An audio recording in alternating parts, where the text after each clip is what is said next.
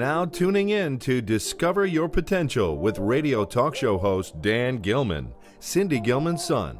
So listen, participate, be inspired, know that you can discover your potential. Here he is, Dan Gilman. Welcome to Discover Your Potential. I'm your host, Dan Gilman, and today we have an extraordinary guest. His name is Dr. David Friedman. He's an international award-winning, #1 national best-selling author of the book Food Sanity and How to Eat in a World of Fads and Fiction.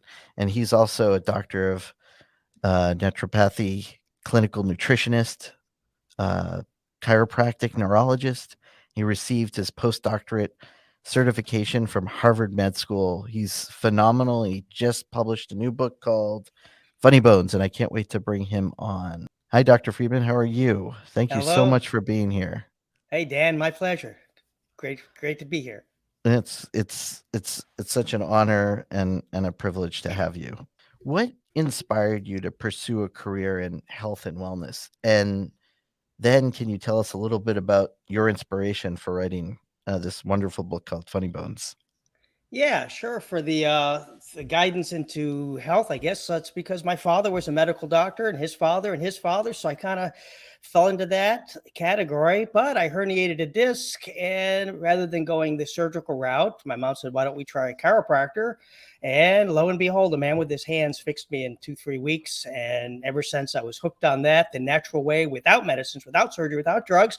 So that's kind of what led me into the natural health genre. And then I went one step further, got a degree in neurology. So I'm a chiropractic neurologist. Then I got a doctorate of naturopathy, which is the study of food and nutrition. And that's basically where I wrote Food Sanity. And I'm a certified medical, alternative medical practitioner, which basically keeps people away from the scalp, away from the syringes, and finding a natural way to health. And I think people are gravitating more toward that. I absolutely love this book. It's so it's so great. So in your book, you discuss the science of humor. Can you explain how your approach studying something as subjective as what people find funny? Yeah, well, I'd read that Hippocrates said food is medicine. So I did my part. I said, you know what, I'm going to write a book on food, became a bestseller. And then I read about a visionary, a surgeon in the 13th century named Dr. Mendelvey. He said, no, laughter's the best medicine. And then it's even in the Bible. So I said, I got to do my part. So I wrote the ultimate LOL prescription, Funny Bones, which is true tales from 30 years in my practice. And now I'm known as the only holistic doctor that leaves his patients in stitches. And when you look at the science behind it, that's what's exciting. Now the book on food, boy, there's so much science on what we eat, and we know this. People know there's science on nutrition, but did you know there's hundreds and hundreds of scientific studies proving laughter is the best medicine?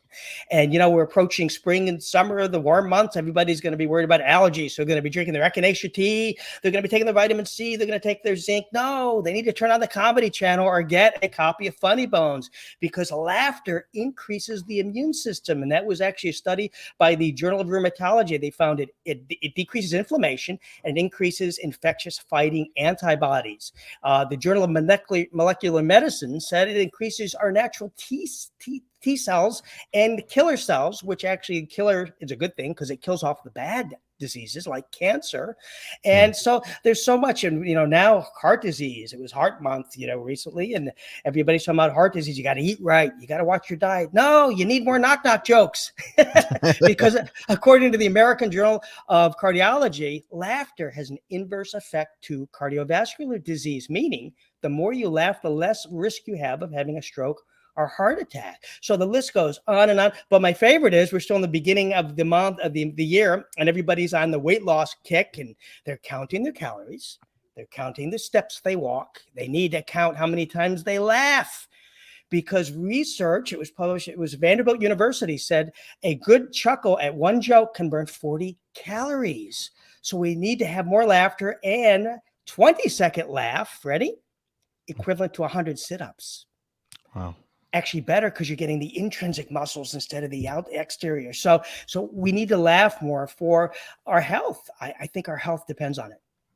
Oh, that's for sure. And I did want to mention too before I go into some other questions that I have. Actually, this is extraordinary. I want to give out to at least 5 listeners that we have your book, just because you touch so many people's lives, and I want to touch as many lives. Just Oh, giving that's out great. 5 copies of your book. So if you want reach I know it's my mother's email address, but it was cindy@cindygilman.com, and just put funny bones in the subject line, and I will gift the first 5 people the book. Will also provide obviously the link to get the book, but it's definitely something everybody should have, and I'm absolutely enjoying my copy. And your book covers the history of comedy, I would say, from ancient times to modern day. But what are some of the most surprising things that you learned during your research for this book? One of the most surprising thing is that we laughed before we spoke. Scientists have proven millions of years ago, laughter was our original way of communicating. Now, fast forward to today, and it's still the universal language because you cannot tell somebody's difference of laughter, whether they're from Germany, South Africa, Hawaii, Canada. We laugh the same, and it's us. We don't know that they're from a different country, but it gets a step further. We're ingrained to laugh. Babies laugh at 2 weeks old. They giggle and laugh. And you're saying, well, that's because they saw their mom and dad do it. No, Mm, a baby born deaf and blind can still laugh and giggle. It's ingrained within us. So what wow. I'm doing is I'm tapping back into what we have the ability to laugh. And we can talk about how to get rid of this stress and say, oh, I can't laugh. It's so stressful. We'll talk about how to do that because we need to. I think we That would need to be bring great. laughter back. And I think that laughter really is, it improves memory. That was something else we didn't talk about. They've done studies where laughter increases the limbic system connecting to the frontal lobe, and people learn better. There's been before and after MRIs showing the frontal lobe fires more after a 90-minute laughing at a movie. I taught neuroanatomy. My first book was a neuroanatomy textbook, and I still have doctors see me 30 years later saying, I remember that hard topic because you made it funny. You had jokes about the brain, you had silly mnemonics, and they still remember it. But forget about that. What do we remember of the Super Bowl commercials? The funny ones. The That's most true. memorable ones are the funniest ones. So we remember, our brain improves, our heart improves, and our immune system improves. We got to laugh more. Yeah. I need to remind myself that. So, um, and I'd love to talk about, what you mentioned and how that really affects your body, your system. But I would also love to know, because you've had a number of known comedians in the book that you showcase. But do you have a favorite? I'm just curious. Or do you have a A favorite, that favorite, comedian that you interviewed, or why? interviewed, or actually in the book that I worked on, my patients with Robin Williams, and I share a story in Oh, the book wow. how he played a practical joke on me. He came in one day and he wasn't his talkative self, just pointed to his neck. He's like, right there, sir. So I go and I work on his neck, and I felt this this pop, and he fell to the ground, and he's flailing his arm. He goes, Oh, "I no. think you broke my neck. I can't. I think you broke my." I'm like, "Oh my god, what?" You hear about these horror stories? I'm like, "Oh my god!" And he looks up and he smiles. He puts his tongue out. He had a peppermint in his mouth. He bit it just in time, and he goes, "Gotcha, Friedman. Gotcha." And I'm like, so, God. after the fear wore off and the tears stopped rolling down my pants, I laughed. That was God. one. And then what was it? JJ Walker. He came in one day and he got worked on. So he's crawling in the waiting room. No one sees him. They just see this guy's back of his head, and he's crawling. Oh, I can't walk. I walked in here. I can't. I can't. I walked in here. I can't even walk out. What did he do to me? And the patients are like this. And then he looks up and they see it's Jimmy Walker, who played JJ, and he goes, "Just kidding. That adjustment was spinomite." And he jumps up. Oh, that's great. Oh, that's so funny. So that's funny. But as for Wow, the radio show, would be Jay Leno, great guest. He's been on. Howie Mandel's been on. And what bothers me now is that they're afraid to make people laugh on stage, because Really? they've gotten so afraid. And we can talk about how we got to bring laughter back. People are, Howie Mandel says, I'm up at 2 a.m. I'm wondering, did I say something that cost me my career? I said, you're a comedian. You're allowed to be offensive. That's what we go and see you for. Sure. They don't even do those roasts anymore because they're afraid of offending someone. They've been since the 1940s. Remember the roast? You get up and you make fun of Yes. they won't do them. They're afraid of getting smacked in the face. So, Right. I think we need to just relax, chill, and realize it's just humor. Enjoy it. It's not, and in my book, I never laugh at anyone. I laugh with people. And that's the difference. Laugh with people. But you mentioned the book that laughter can be beneficial, and you just mentioned just now, but for our physical and mental health. But how do you see it really affecting us used in medicine or therapy? Because you mentioned that that's not happening as much, or we're losing touch with that. Yeah, I think that the medical doctors today are cold. They don't care about their patients. They don't even touch them anymore. Sometimes they're on a computer screen. We got med visits now, which is ridiculous. But I've always been bringing laughter and humor to my practice since I started over 30 years ago. But things really changed during the Robin Williams movie. It was called Patch Adams, and it was then I learned about this brilliant doctor who brought laughter and friendship to his practice without compromising his skills as a doctor. And that's important. So you've got to be able to bond with patients. And I think what happens is I had Scott Rouse, who's the lie detector guy. He has this show on where he can read people. He teaches a course now for medical doctors to learn how to be more friendly to their patients, to laugh with patients. And one of the things he said is, and this is key for medical doctors, is you get sued less. Because patients aren't going to sue their friends. So you become friends with them. And it was really a neat course that he was upset because he saw how he was treated. And he's like, this is ridiculous. I'm treating like a cold piece of poo from these people, from the receptionist to that. So my practice isn't like that. I believe in bonding with patients. I think we need more of that. And you know what? It's called caring. It's not just, it's called, they want to diagnose, adios. And that's the medical genre, and I don't like that. Yeah, speaking of which, I went in for a test the other day. Never even heard back from the doctor. So, but I agree 100%. It's like they just want to maybe diagnose it and just move away. We're just basically numbers now. We're not even humans with feelings. Even the front desk, you ever go in there? They're just so, that'll be 55 for today. It's so cold. It's not, hey, I'm so glad you came in today. That prescription that he gave you is going to help. We've had a lot of people with some, hope you feel better so you can go to that baseball game with your son tonight. Something. Wow. You just acknowledge they're a person. That'll be 55. How would you like to pay? Then you're like, here, take my money, rather than it's all about the money. It's true. And I think we're missing that bond with people. And that was my goal with Funny Bones is, it's just a fun little, laughter from banter, from married couples to children, to the elderly, to the Southerners. It was all good fun. And I think we need more of that. Absolutely. Well, what do you hope that readers take away from your book, Funny Bones? I hope they take away from, we got to get laughter back, and I'll explain what I mean by we got to get it back, because I think people have lost it. And here's proof.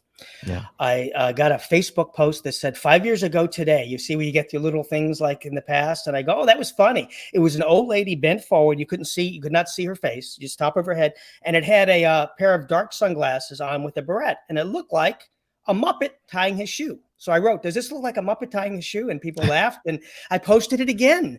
And, oh, Dan, boy, you wouldn't believe I got accosted. How dare you make fun of that old lady? What if you were that old lady and you saw yourself being laughed at? How dare you? What if you were her grandson? I'm reporting you to the board. I'm glad I'm not your blah, blah, blah. I'm like, what? So get this, though. I went back and looked at the 5 years prior. The same people that were accosting me then were the ones laughing about it 5 years prior. I screenshotted it. And I said, shame on you for losing your sense of humor. That woman wouldn't even recognize her own top of her head if she saw it. She wouldn't even know. And even if she did, she might go, I do look like a Muppet. She'd probably laugh because it did. It wasn't make fun of the lady. And the point is, we got to get it back. I think we make a choice to be miserable, and people are being too miserable. Doom and gloom. You're afraid to laugh. You're afraid to smile. I went on a show called The Holistic Kids Show. These are kids that host a podcast. I'm all excited. I get to put on I've got my little poop hat. I got to wear my poop hat. It was fun. And that's great. Yeah. Oh, we had fun. My clown nose. And they're still like this. You can see them like fighting. They're laughing. Really? They don't want. And at the end, the mom told me, they said they didn't know how to act because they're used to not being able to laugh. And I said, kids are afraid to laugh. Kids had to hold back horrible. Laughter. What have we turned into? So, I think we need to turn off the doom and gloom news on the way to work, put on the Comedy Channel. Did you know Sirius Radio has 13 different channels for comedy? There's only 5 for classic rock. There's only 4 for jazz. We have more genres for comedy than anything because no matter what your sex, your religion, your side, we love to laugh. Let's tap back into that and don't be afraid to laugh. You're not hurting anybody's. It's comedy. You're okay to laugh. Yeah, that's true. And there's the culture has shifted, as you mentioned. Really, I mean. And so my takeaway with Funny Bones is to bring it back because we did have it. And I'm seeing some people let loose. I've been interviewed by medical doctors, and they wrote me back, says, you know what? I'm learning from you. I'm making my patients laugh. And you know what? They're happy to go to work now. One of them said a month later, says, I've never enjoyed my practice more since having you. You inspired me to laugh with my patients, to smile, to treat them like people, not numbers, as you said, that you experienced. And I think that's the big takeaway.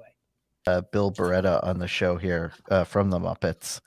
And actually, I should get the two of you together because it would be a riot. You should get the two of us together, and let's track down that old lady because she might star in the exactly. Let's tie your shoe, please.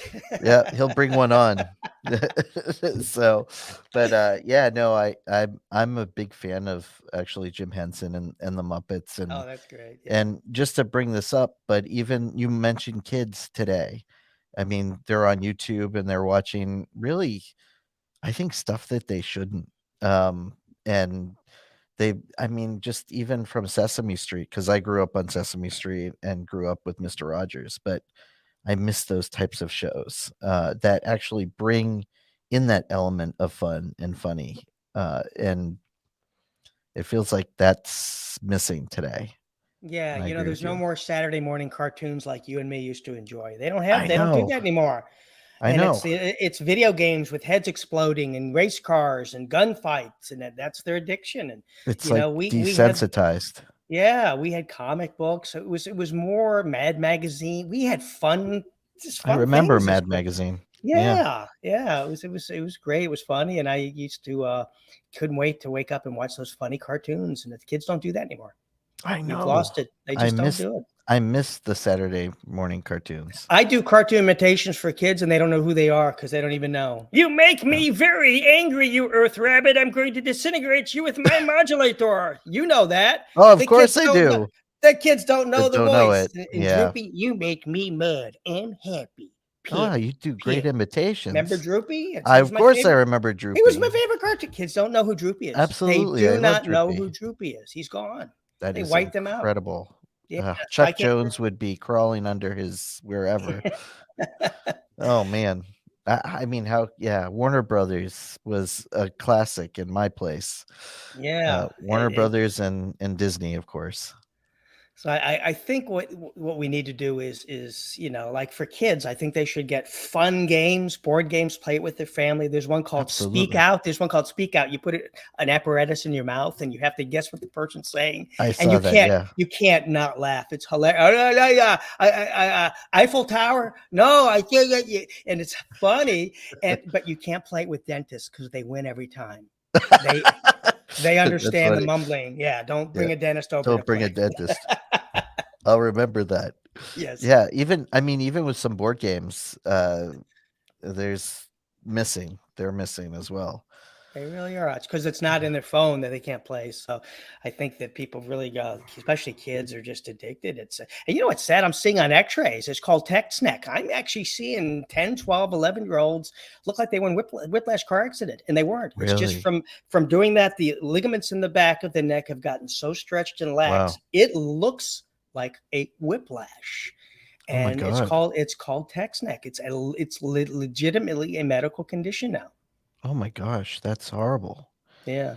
I do want to transition, if it's okay, because I want to talk about your book that's absolutely amazing, Food Sanity. Sure. Although I don't mind going back to Funny Bones too, because I love both your books. Actually, I love all your We could do. books. I think that the diet has a funny side to it that I can now I can express, which I couldn't in there because it had to be more serious. So we can bounce back and forth. You want I'll put my poop hat on for the funny part, and then Absolutely. and then the serious You hat. can wear it. I'll go like this when we're talking about the serious part of food.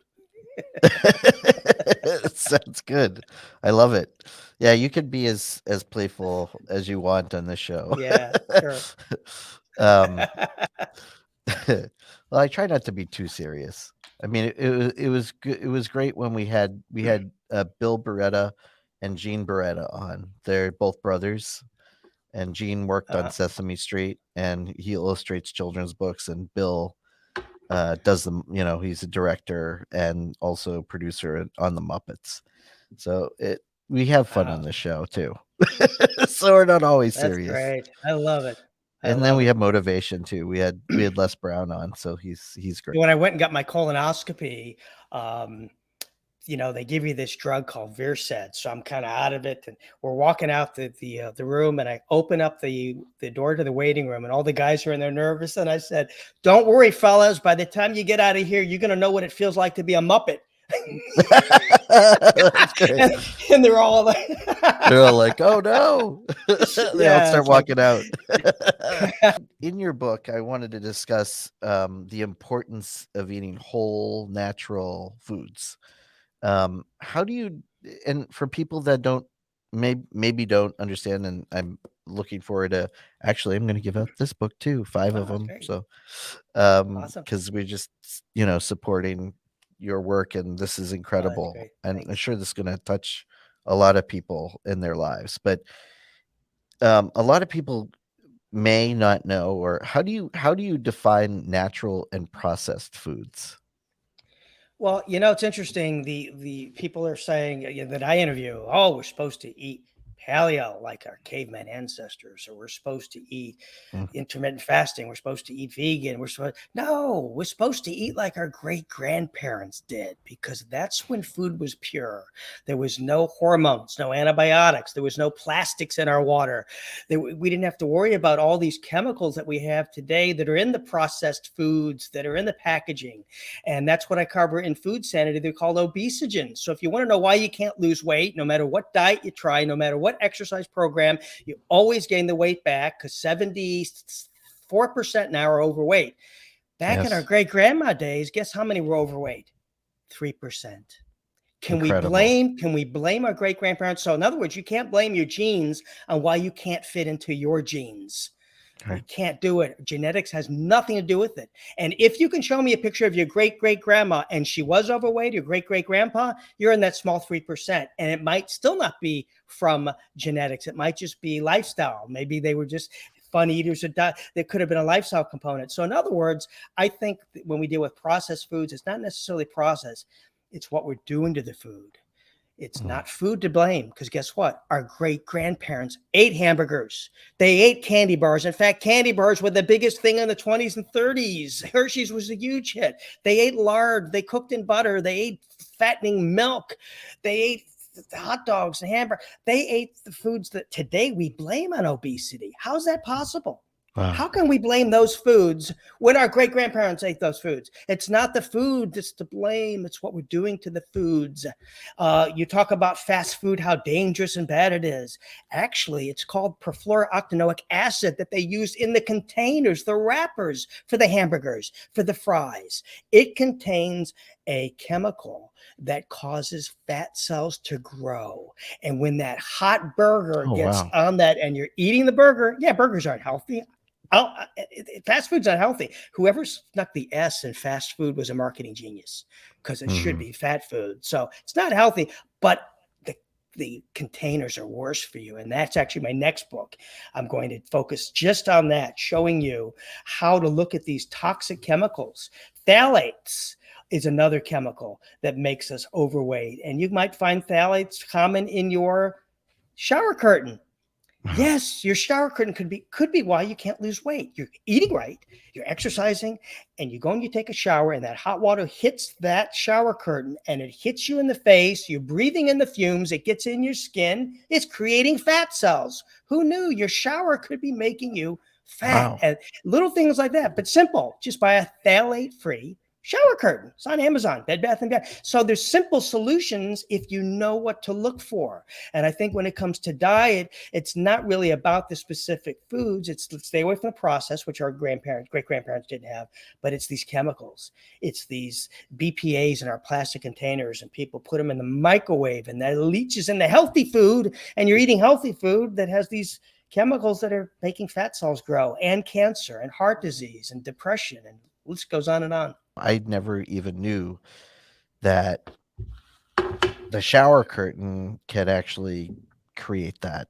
And phthalates are in makeup. So females, Really? they go and they work out, they eat right, and they exercise, and they put makeup on and go out to, for a show or something. And the makeup could be undoing the great work they just did to lose the weight. So you want to look for phthalate free, which is called CERT Clean. If you see that on your makeup, you're fine. And the Environmental Working Group, EWG.gov, or no, EWG.org, I believe it is.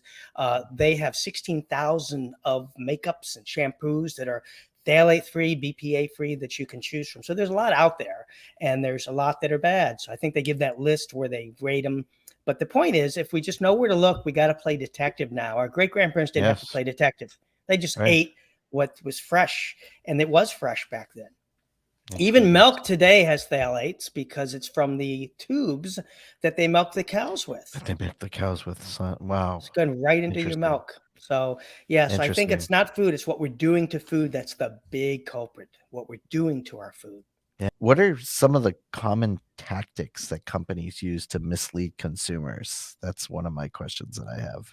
The big one is, it's fat-free. That's a good, fat-free, it must be good for me. No, fat-free could be awful. My big one is the gluten-free. Gluten-free can be the most unhealthy, fattening foods that you could put in your mouth. Oh, but it's gluten-free. And the worst one, vegan.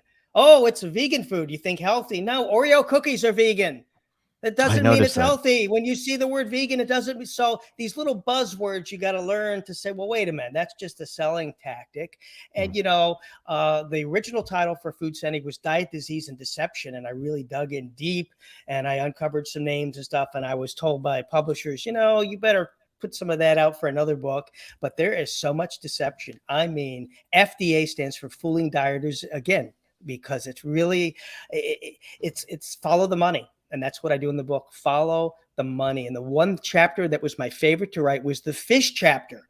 I love eating fish, but we keep hearing how bad mercury, polluted waters. All my patients, I don't eat fish, it's toxic. And what's sad is, the FDA on the site will tell you that stay away from fish because of the mercury. But you know what? They sure don't mention the fillings, mercury in the fillings. Right. That you have 24/7, every day of your life, mercury, that's okay. But having that occasional fish, that itty bitty parts, like 0.6 parts per million, this is 27 parts, so it's higher here. But regardless, ready?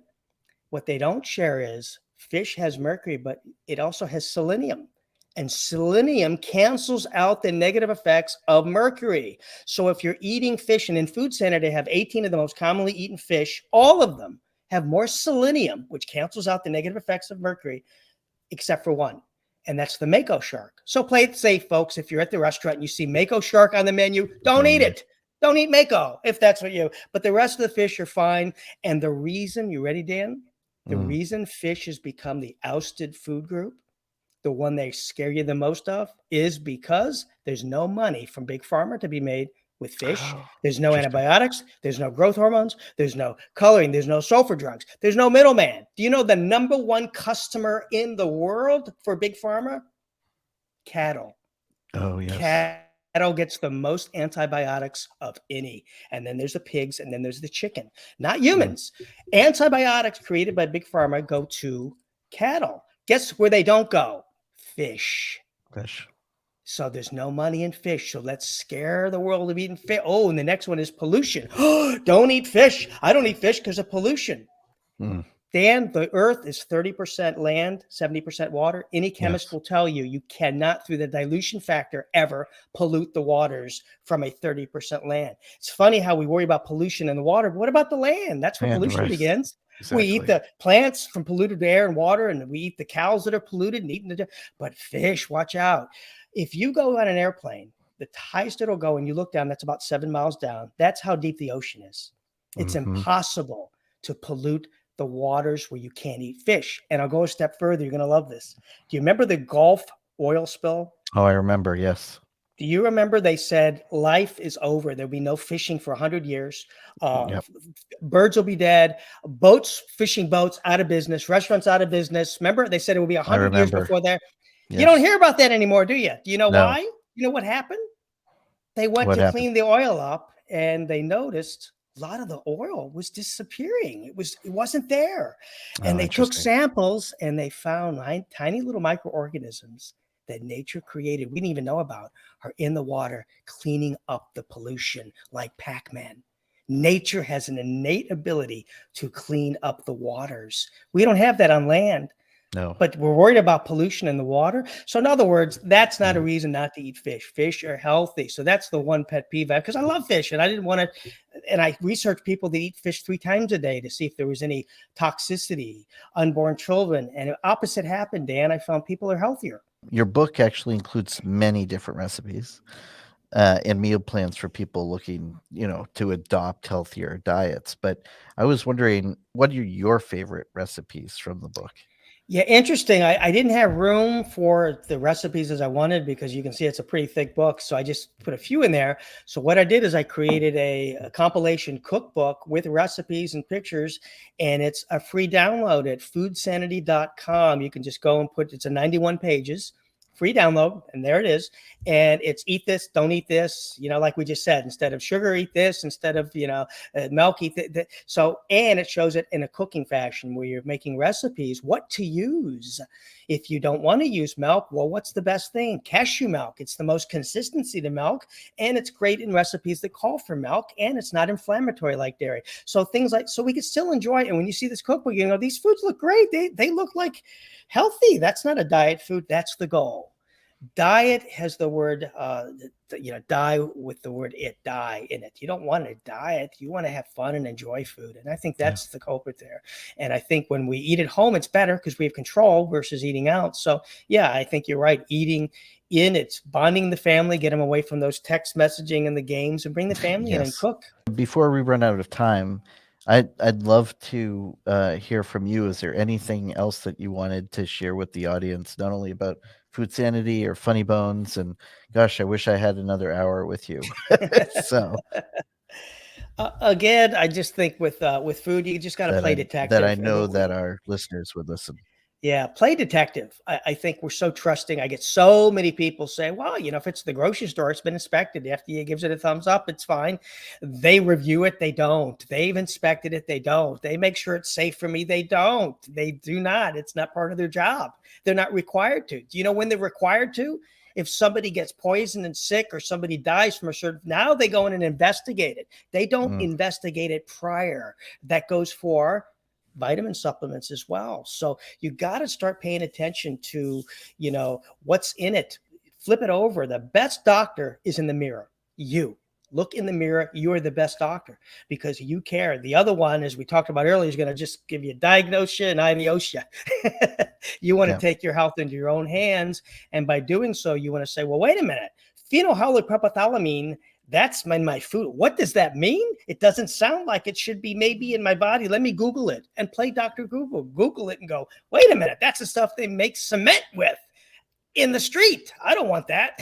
Oh my gosh. Why would that be in my body? That's just one example, but you got to start looking at words you don't understand and see where they come from. And if it's from a nut, a fruit, a seed, leaves. These are all good. Same with vitamins. Look on the back. You want to see things that are whole foods.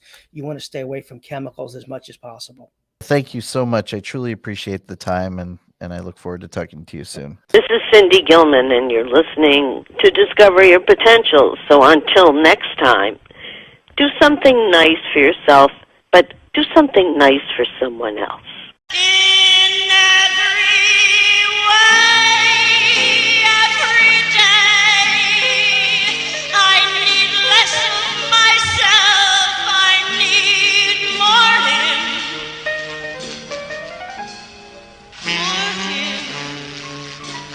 'cause his is the only music that makes me